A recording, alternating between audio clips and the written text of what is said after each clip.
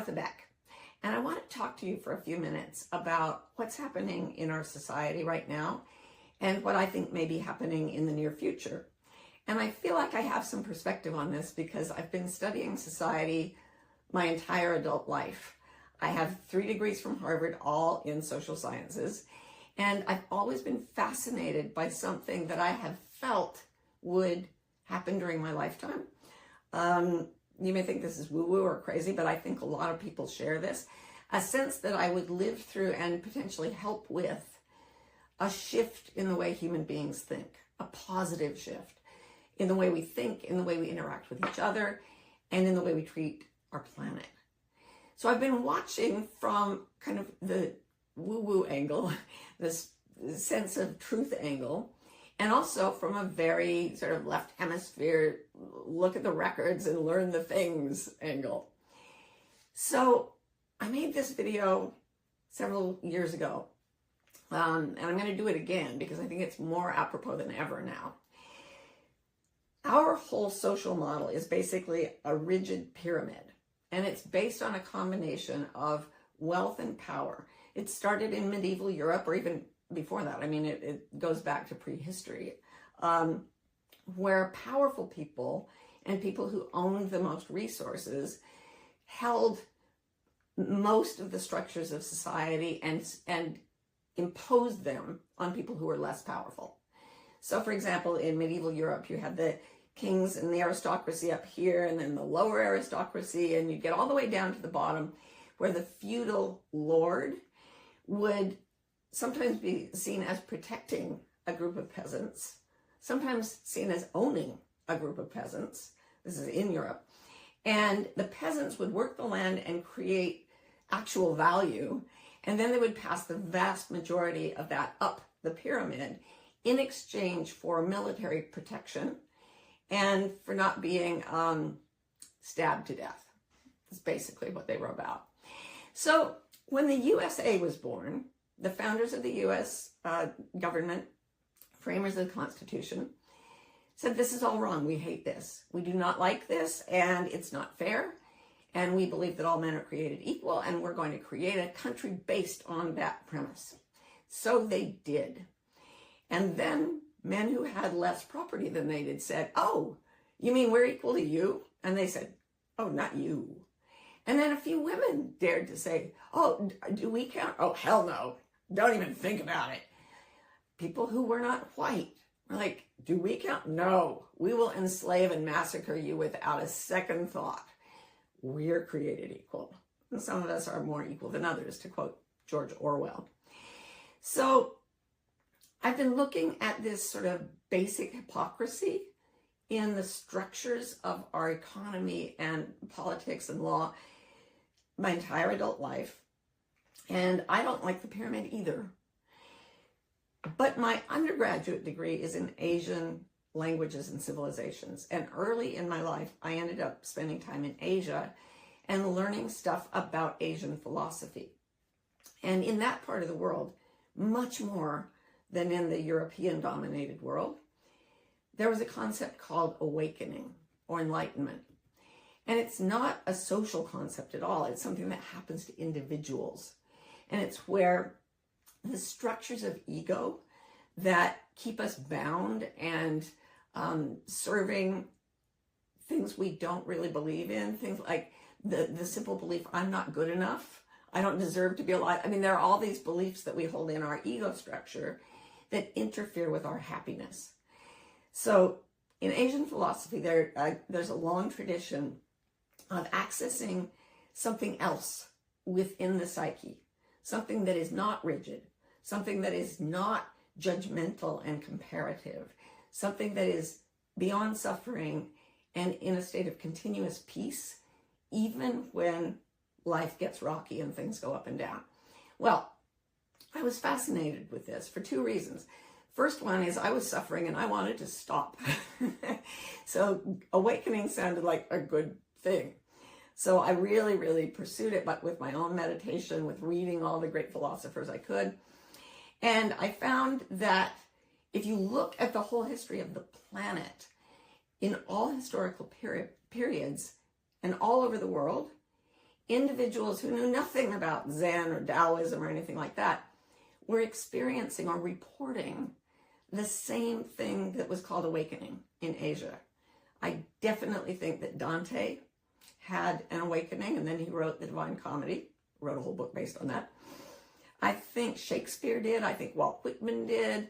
Teresa of Avila. I mean, we see fewer women than men because women weren't entered into the record. But I think, in fact, far more people have been experiencing this throughout history than we know about. So I think a lot of them woke up out of suffering and did good in the world around them, and then died and were gone. Some of them became the cornerstones of major world religions. Anyway, I started to think, what if a lot of people woke up? What if this awakening is the shift in human consciousness and connection to the planet that I've been anticipating at some level of my consciousness since childhood? I started to think, as a sociologist, what would a different structure look like? Because there have been revolutions and revolutions and revolutions, and what always happens is that the people at the bottom of the pyramid or near the top get angry at the people above them, attack, big ideals for equality.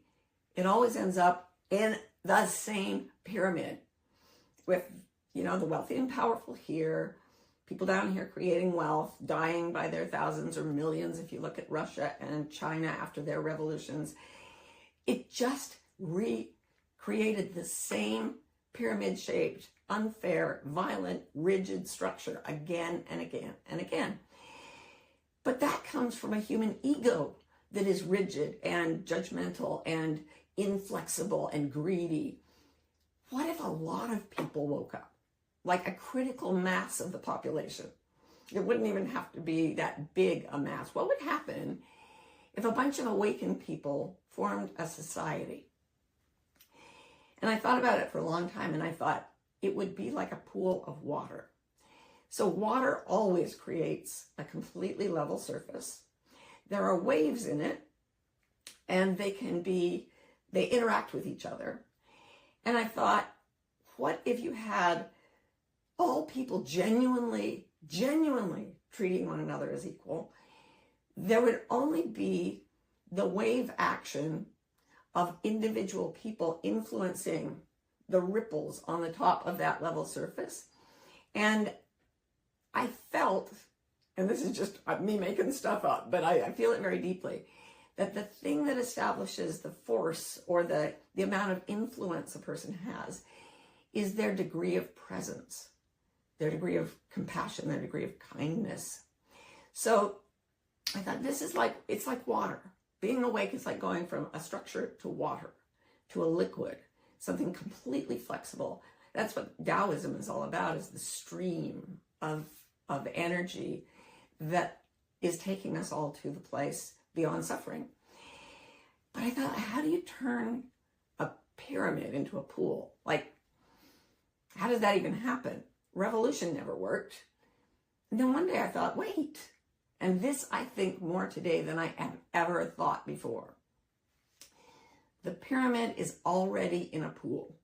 It is surrounded by a pool. There is a pool of awakened people that is growing, but the people who are most likely to awaken in a pyramid-shaped society are the people at the bottom. So I put together a sugar cube pyramid, and I got myself some water, so this represents the old consciousness, this represents the new consciousness, and I thought, it's already happening. Oops, I spilled. This is already happening. The pyramid is already surrounded by the pool. Now, aside from my spilling, I want you to notice what happens as the water interacts with the structure. You know the saying, water flowing day by day wears the hardest stone away? Well, what's happening here is that the water is slowly dissolving the sugar. So I don't believe that we need a revolution. I believe we need a dissolution. We need to dissolve the structures of the white supremacist patriarchy in our own minds and lives, and then watch as the awakened consciousness includes the patriarchy to death. Now, I want you to notice something. Nothing's left out. No one is left out of this experience. As the water rises and as the sugar dissolves, everything is still present. Everyone who was on that pyramid is still there. There is nothing to fear. But the more present it becomes, the more presence there is, the more our rigid structures, which cause suffering and strife and war and famine, surrender to the forces of love, of inclusion, of compassion, of sweetness. This is becoming very sweet. And as it continues to dissolve the sugar cubes, the water is going to rise and rise and bring everyone into a stillness that is called awakening. And then we'll see what kind of world we can make of that. Have courage, friends. All is well.